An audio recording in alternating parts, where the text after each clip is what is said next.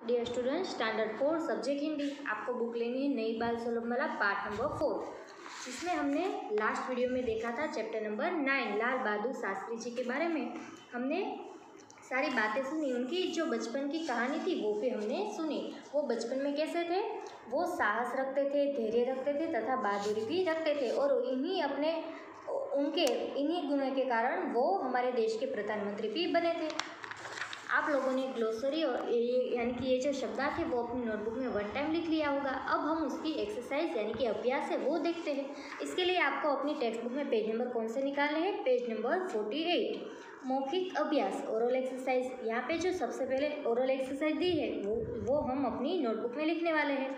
प्रश्नों के उत्तर दीजिए, answer the following question orally. ये जो ओरली क्वेश्चन आंसर है वो हमें नोटबुक में लिखने हैं, इसलिए आपको अभी आपकी हिंदी की नोटबुक निकालनी है और हेडिंग देना है अपनी नोटबुक में चैप्टर नंबर 9 लाल बहादुर शास्त्री, और यहाँ पे हेडिंग देना है अभ्यास। प्रश्नों के उत्तर लिखिए। फर्स्ट क्वेश्चन आपको दिया है क, लाल बहादुर शास्त्री के पिता का नाम क्या था।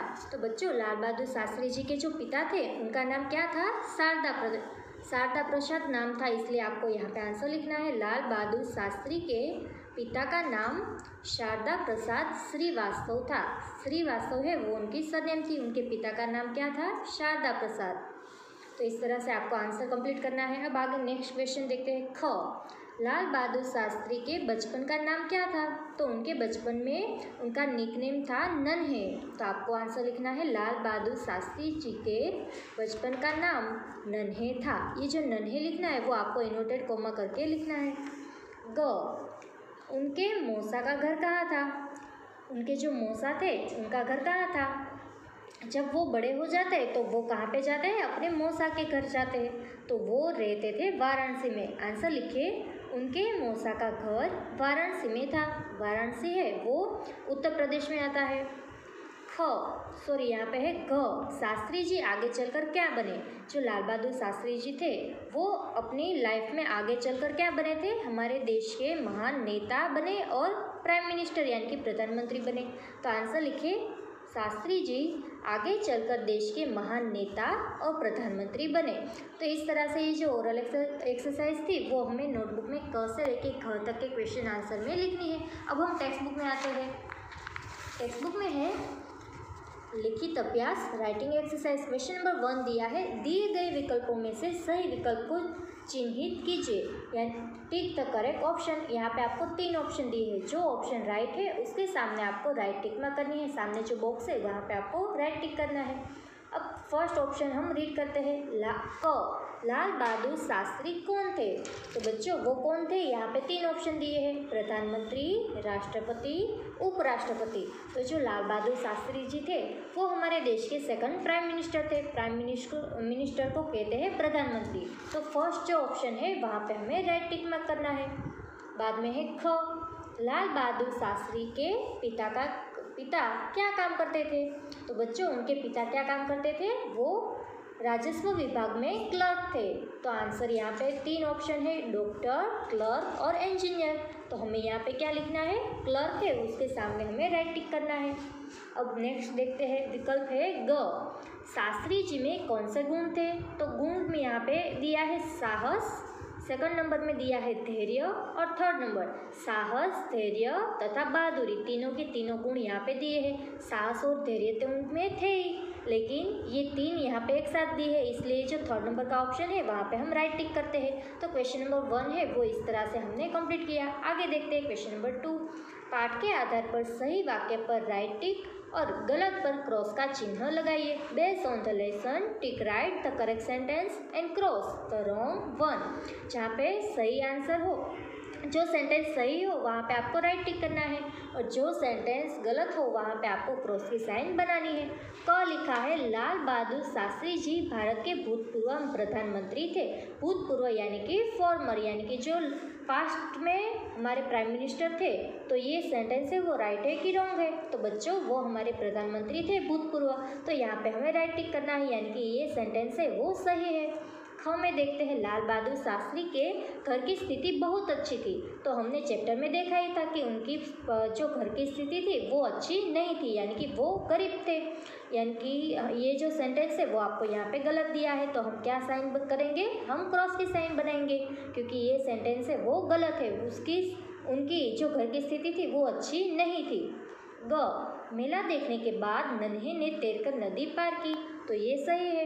वो जब मेला देखने गए तो उनके पास वापस आने के लिए पैसे नहीं थे। उनके सारे मित्र थे वो नाव में बैठ के आ जाते हैं, लेकिन उनके पास पैसे नहीं थे लाल बहादुर शास्त्री जी के पास, इसलिए वो तैरकर नदी पार करके आते हैं। तो यहाँ पे आपको राइट टिक करना है, ये जो सेंटेंस है वो सही है। नेक्स्ट देखते हैं, शास्त्री जी विद्यार्थी जीवन में अपने कपड़े स्वयं ही सिल लिया करते थे।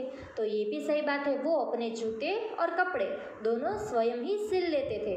तो यहाँ पे भी आपको राइट टिक करना है। अब आते हैं क्वेश्चन आंसर। क्वेश्चन नंबर 3, प्रश्न के उत्तर दीजिए, आंसर द फॉलोइंग क्वेश्चंस। यहाँ पे आपको क्वेश्चन आंसर दिए हैं जो कि हम नोटबुक में लिखने वाले हैं। इसके लिए आपको आपकी हिंदी की नोटबुक फिर से निकालनी है।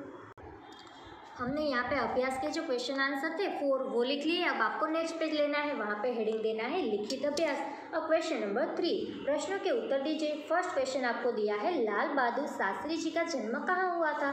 तो बच्चों उनका जन्म कहाँ हुआ था, उनका जन्म हुआ था मुगलसराय में। तो आपको आंसर लिखना है, लाल बहादुर शास्त्री जी का जन्म मुगलसराय वाराणसी में हुआ था। उनका जन्म मुगलसराय जो गांव है वहाँ पे हुआ था, और वाराणसी शहर का नाम है। आगे देखते हैं ख, उनकी माता का नाम क्या था। हमने आगे देखा अभ्यास में कि उनके पिता का नाम शारदा प्रसाद श्रीवास्तव था।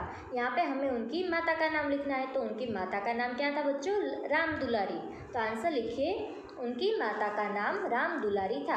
अगर एग्जाम में मैं आपको इस तरह से क्वेश्चन पूछूं तो यहाँ पे उनकी के बजाय मैं उनका नाम लिखूंगी, यानी कि लाल बहादुर शास्त्री जी के माता का नाम क्या था। तो इस तरह से आपको आंसर भी लिखना होगा उस क्वेश्चन में देख के कि लाल बहादुर शास्त्री जी की माता का नाम राम दुलारी था। यहाँ पे उनकी या तो उनके इस तरह से क्वेश्चन नहीं दिया जाएगा, तो ये आपको याद रखना है। आगे देखते हैं ग, शास्त्री जी मेला देखकर कैसे वापस आए थे। तो वो तैरकर वापस आए थे। तो आंसर लिखिए, शास्त्री जी मेला देखकर तैरकर वापस आए थे, और लास्ट में फुल स्टॉप करना है आपको यहाँ पे।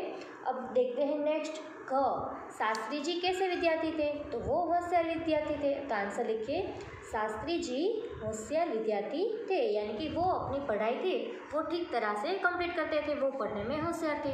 तो अभ्यास और स्वाध्याय के क्वेश्चन जो है लिखित अभ्यास के क्वेश्चन नंबर 3 वो आपको नोटबुक में लिखना है। अब हम फिर से टेक्स्ट बुक में देखते हैं आगे कौन सा क्वेश्चन है। क्वेश्चन नंबर 4, इन शब्दों को वाक्य में प्रयोग कीजिए। Make sentence with this word. यहाँ पे आपको कुछ शब्द दिए हैं, शब्दों के ऊपर से आपको क्या करना है, सेंटेंस बनाना है। फर्स्ट है बहादुर। तो बहादुर शब्द जो है वो आपके सेंटेंस में आना चाहिए। मैंने यहाँ पे सेंटेंस बनाया है, लाल बहादुर शास्त्री जी बड़े बहादुर थे।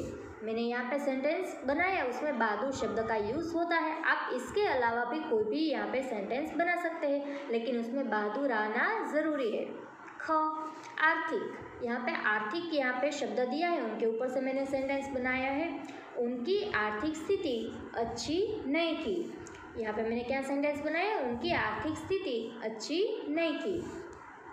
ग, स्वयं। यहाँ पे शब्द दिया है स्वयं। मैंने यहाँ पे सेंटेंस लिखा है, वे स्वयं अपने जूते सिल लिया करते थे। और लास्ट है महान शब्द दिया हुआ, वे देश के महान नेता थे। तो ये 4 सेंटेंस मैंने इस तरह से बनाए। आप इसमें से कोई भी सेंटेंस बना सकते हैं, लेकिन ये जो शब्द है उसका आना उसमें ज़रूरी है। आगे देखते हैं मूल्यपरक प्रश्न, वैल्यू बेस्ड क्वेश्चन। यहाँ पे आपको एक क्वेश्चन पूछा गया है, शास्त्री जी अपने जूते तथा कपड़े स्वयं ही सिल लिया करते थे। क्या आप अपने सभी कार्य स्वयं करते हैं? कक्षा में चर्चा कीजिए। Lal Bahadur Shastri use to stitch his clothes and mend his shoes by himself. Do you manage to take care of your work yourself? Discuss in class. यहाँ पे आपको क्या क्वेश्चन पूछा गया है कि शास्त्री जी जो थे वो इतने अपने बचपन में ही इतने कार्य करते थे कि जो अपने जो जूते हैं वो फट जाए या तो कपड़े हैं वो फट जाए तो वो उनको स्वयं ही सिल लिया करते थे। अभी आप भी छोटे हैं, आप वो बचपन में ही ऐसे काम करते थे, तो आप भी अपने बचपन में यानी कि अभी ऐसे जो कार्य है, जो अपना कोई काम जो करना होता है वो क्या स्वयं करते हैं कि आप अपने पेरेंट्स की हेल्प लेते हैं। तो ये आपको कक्षा में चर्चा करनी है। अगर बच्चों आपको ये काम है वो स्वयं नहीं करते तो अभी से आपको अपने जो काम है जो इजी है आप इजीली कर सकते हो। ऐसे काम में आपको मम्मी पापा की मदद नहीं लेनी चाहिए, आपको ऐसे काम खुद ही करना चाहिए। और ये जो क्वेश्चन है उसकी चर्चा यानी कि उसका डिस्कशन आपको अपने दोस्तों के साथ करना है। आगे देखते हैं शब्द ज्ञान यानी कि वोकेबलरी। नंबर 1, कुछ और पर्यायवाची शब्द दिए हैं, इन्हें पढ़िए। हमने यहाँ पे ग्लोसरी में तो ये जो पर्यायवाची यानी कि समानार्थी शब्द है वो तो हमने पढ़ लिए। यहाँ पे कुछ और शब्द दिए हैं जो कि आपको वन टाइम अपनी नोटबुक में लिखना है और उसको लर्न भी करना है, क्योंकि ये जो समानार्थी शब्द है, पर्यायवाची शब्द है, वो आपको एग्जाम में भी आने वाले हैं, तो ये आपको लर्न करके रखना है। यहाँ पे दिया है झंडा, तो झंडा जो शब्द है उनके 3 और शब्द समानार्थी शब्द यहाँ पे दिए हैं।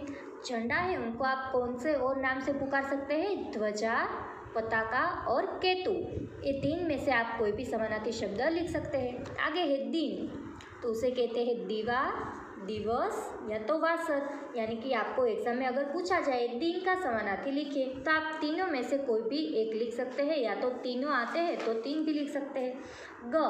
दूध, दूध का समानार्थी शब्द यहाँ पे लिखा है दुग्ध और क्षीर। आगे देखते हैं देवता, तो देवता के समानार्थी यानी कि पर्यायवाची शब्द है देव, सूर और अजर। नदी, तो नदी के कौन से शब्द यहाँ पे दिए हैं? सरिता और तटिनी। में दिया है नमस्कार, तो उसके क्या आप उनको क्या कह सकते हैं? नमस्ते या तो प्रणाम।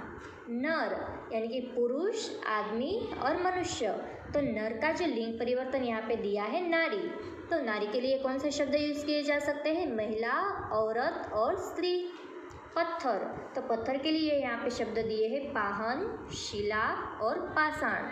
पुत्री, पुत्री के लिए शब्द दिया है बेटी, सुता और आत्मजा। पुत्र, पुत्र के लिए दिया है बेटा, सूत और आत्मज। पृथ्वी, उसके लिए यहाँ पे समानार्थी शब्द दिए हैं भूमि, भू और धरती।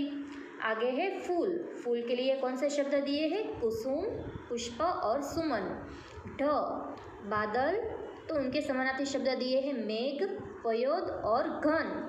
तो ये जो समानार्थी शब्द है वो आपको होमवर्क में अपनी नोटबुक में 1 टाइम लिखना है। आगे की जो एक्सरसाइज है वो हम नेक्स्ट वीडियो में देखेंगे। तब तक आपको ये जो एक्सरसाइज है नोटबुक में तथा अपनी टेक्स्ट बुक में कंप्लीट करना है।